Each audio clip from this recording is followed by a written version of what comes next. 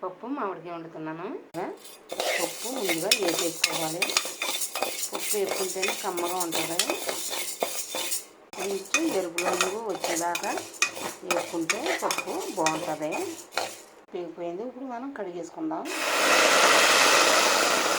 నీళ్ళు వేసుకుని కుక్కర్లో వేసేసుకోవాలి. పచ్చిమిరపకాయ ముక్కలు ఇలాగా ఒక గిన్నెలు వేసి వేరేగా పెట్టుకోవాలి. కారం వేసుకోవాలి. పెట్టుకున్నాం కనుక ఈ పప్పులోనే ముక్కలు ఇలా పెట్టేసుకోవాలి గిన్నెతోటి.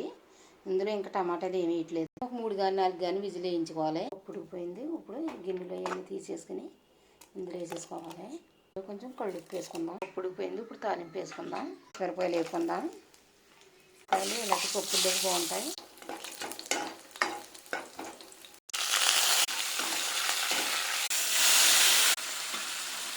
పైన కొత్తిమీర వేసేసుకోవాలి. మీకు నచ్చినట్లయితే లైక్ చేయండి, షేర్ చేయండి, కామెంట్ చేయండి, సబ్స్క్రైబ్ చేయండి.